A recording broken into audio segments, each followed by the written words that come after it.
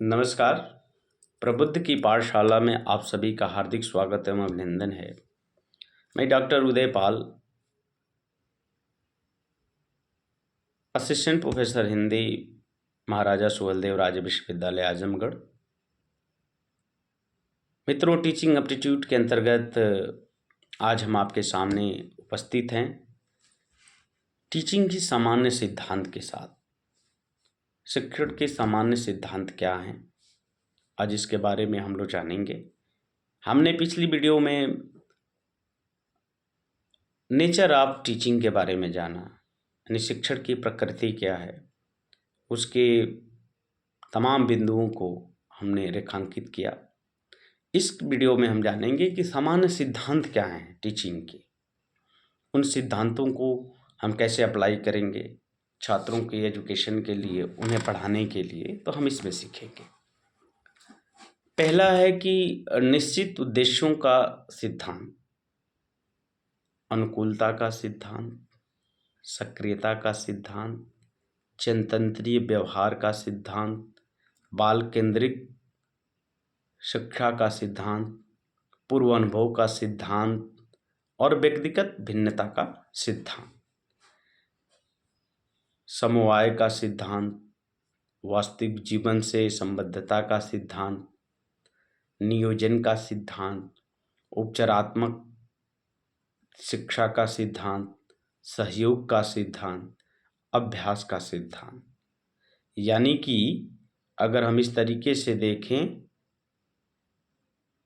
ये सब 12 से 13 जो स्टेप्स मैंने आपको बताए हैं शिक्षण के सामान्य सिद्धांत का।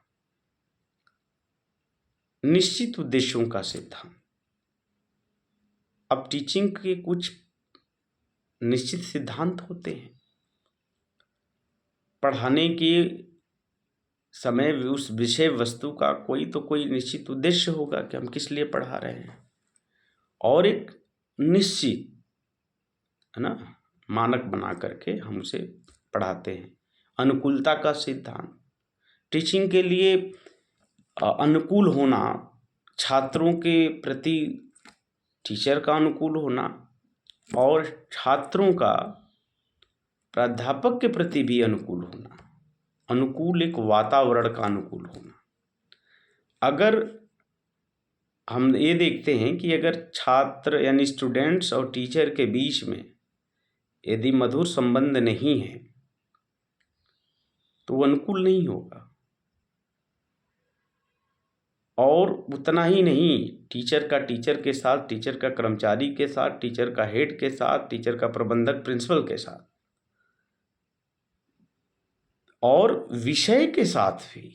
एक चीज और मैं जोड़ना चाहता हूं, अगर अनुकूलित नहीं है आप विषय को लेकर के, अनुकूलित का मतलब उस विषय से संबंधित अगर आपको ज्ञान है और उसको डिलीवर करने की अगर आप में कौशल है, कला है, और एक वैज्ञानिक पद्धति के द्वारा, एक वैज्ञानिक टेक्निक के द्वारा ही आप तय कर पाएंगे उसके निश्चित उद्देश्य, और उसमें अनुकूल बनाए रखने में वो आपकी मदद करेगा।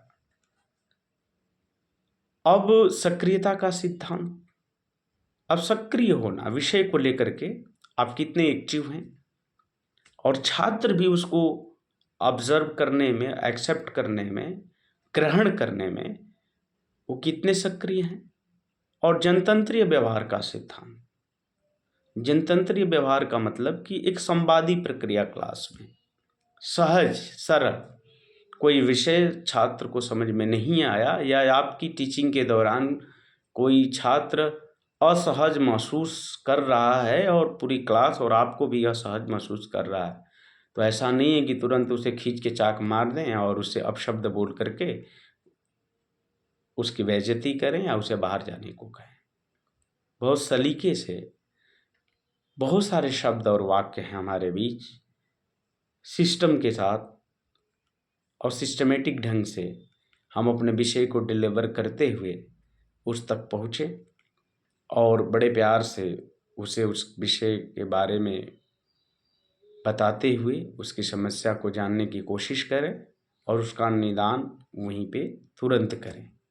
अगर वो असहज है, हो सकता है उसकी तबीयत खराब हो सकता है उसकी रुचि न हो, क्योंकि जिस तरीके से हमें भी अनुकूलता के सिद्धांत के लिए हमारी फैमिली का अनुकूल होना, है ना। जैसे हमने पारिवारिक परिस्थितियों के बारे में और विद्यालयी जो परिस्थितियां हैं, सिचुएशन है, उसके बारे में हमने अध्ययन किया जाता है कि ये चीज़ें अगर हमारे साथ ठीक नहीं है तो वो ठीक छात्रों पे भी लागू होता है। उस विषय में उसकी रुचि ना हो, वो जबरिया पढ़ रहा हो, या उस दिन उसका मन ना हो किसी और कारणवश, कई कारण हो सकते हैं। तो जनतंत्र व्यवहार से उन चीज़ों का हम आसानी से पता लगा लेते हैं और पता चल भी जाता है। और बाल केंद्रित शिक्षा का सिद्धांत, जो स्टूडेंट हैं उन पे केंद्रित आपकी टीचिंग होनी चाहिए, जो आपका सब्जेक्ट और विषय है। कभी कभी होता क्या है कि छात्रों का लेवल कुछ और होता है और हम कुछ और लेवल में बातों को रखना शुरू कर देते हैं, जिससे छात्रों को समझने में कठिनाई होती है, तो उन रुचिकर न हो करके अरुचिकर होने लगते हैं और इससे क्लास डिस्टर्ब होती है, तो प्राध्यापक का एक मन नहीं लगता है।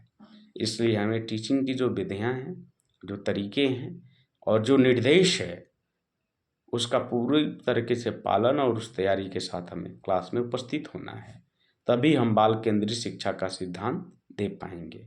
और पूर्व अनुभव का सिद्धांत, पहले से उस क्लास का अनुभव आपके पास अगर है, और होना चाहिए।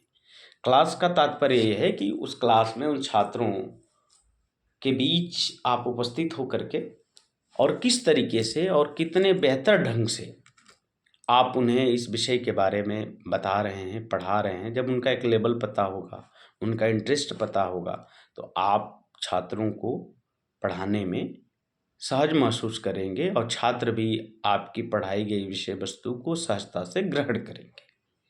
यह है पूर्व अनुभव के सिद्धांत के माध्यम से हम वहाँ तक पहुँचते हैं। एक है व्यक्तिगत भिन्नता का सिद्धांत। व्यक्तिगत भिन्नता का सिद्धांत क्या है? आपका जो पर्सनल फैक्टर है, डिफरेंस है, उसका सिद्धांत। हर बच्चे की एक व्यक्तिगत बनावट अलग होती है, हर बच्चे की ऑब्जर्वेशन और ग्रहण करने की क्षमता अलग होती है। तो अगर हमें पूर्व अनुभव का ज्ञान है क्लास का, विद्यार्थी का, तो उनके व्यक्तिगत भिन्नता के व्यवहार के माध्यम से भी हम उनकी मदद कर सकते हैं और अपने पढ़ाने के तरीके को इंटरेस्टिंग बना सकते हैं। तो इस तरीके से व्यक्तिगत भिन्नता का सिद्धांत। और एक है समवाय। समवाय का मतलब क्या होता है? सबको लेकर चलना, है ना। स्टूडेंट समवाय, सबके बीच में एक लोकतांत्रिक जनतंत्रीय व्यवहार और समानता का व्यवहार, और हर बच्चे को सीखने का एक मौका देना और उसे ठीक ढंग से हमारे सामने प्रस्तुत करने के तरीकों को बताना।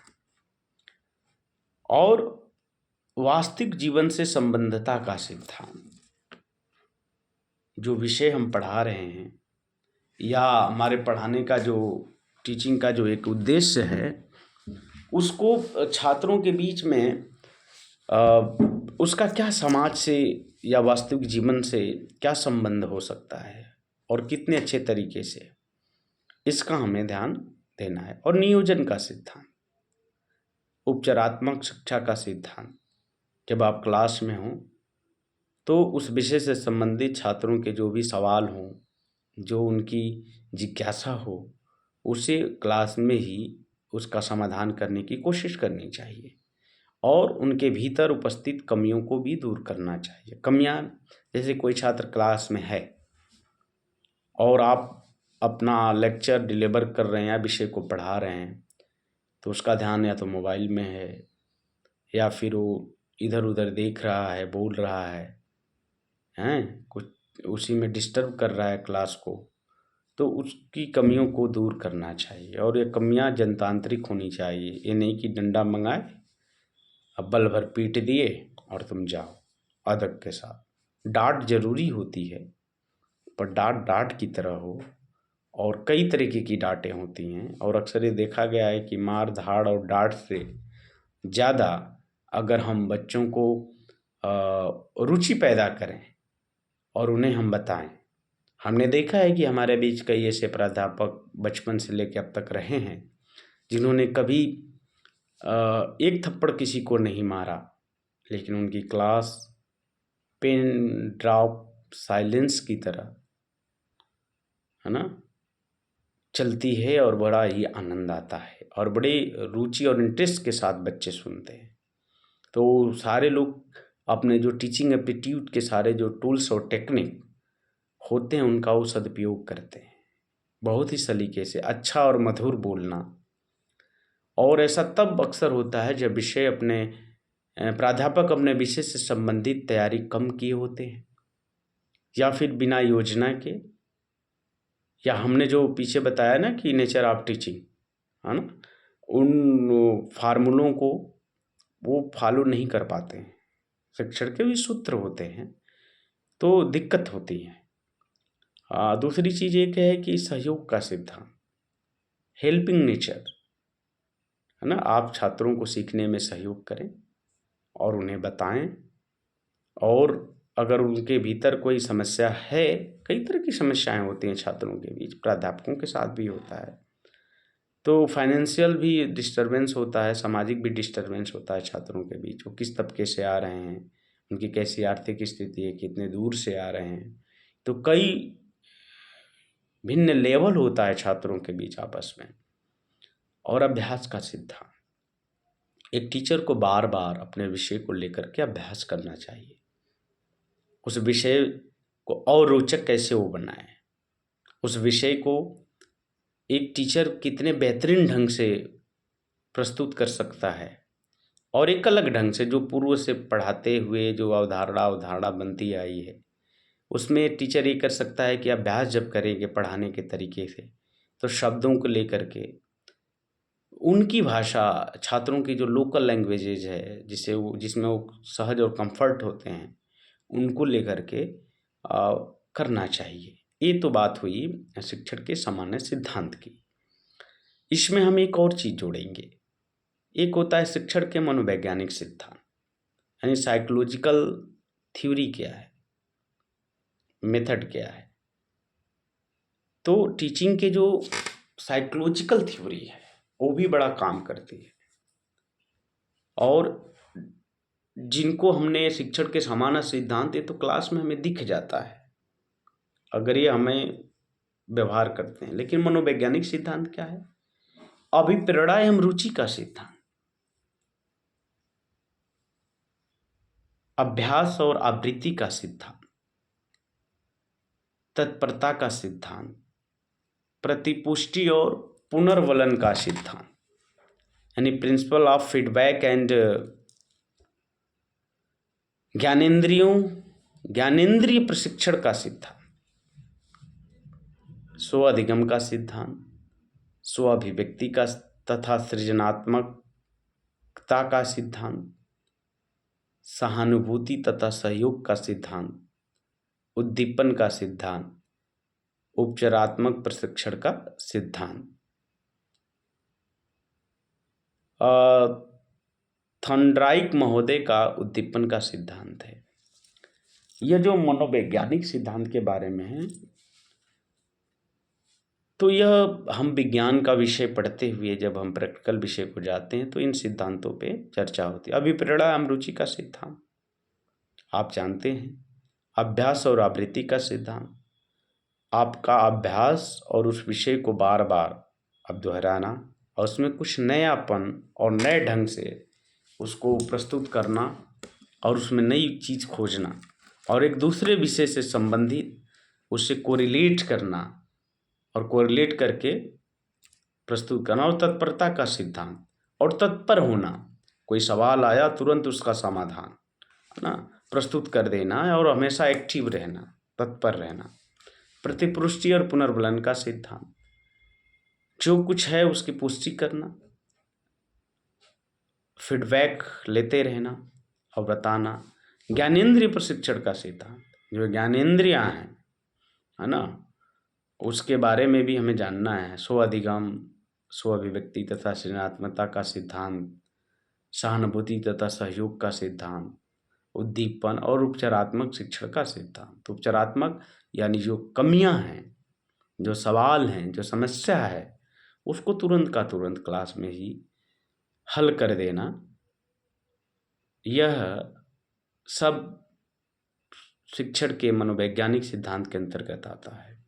तो दोस्तों, साथियों, मित्रों, फ्रेंड्स, आज के इस वीडियो में हमने शिक्षण के सामान्य सिद्धांत, शिक्षण के मनोवैज्ञानिक सिद्धांत के बारे में ठीक ढंग से जानने की कोशिश हम लोग किए हैं। मैंने कोशिश किया है कि बड़े ही सरल और सहज रूप से यह आपके सामने बात रख सकूं। तो आज बस इतना ही। अगली बार हम आपके सामने उपस्थित होंगे अन्य विषय के साथ, उसमें मेथड ऑफ टीचिंग को लेकर के कि मेथड ऑफ टीचिंग क्या है और उसमें कौन कौन सी वस्तुएं और किन किन बिंदुओं पे हमें ध्यान रखना होता है।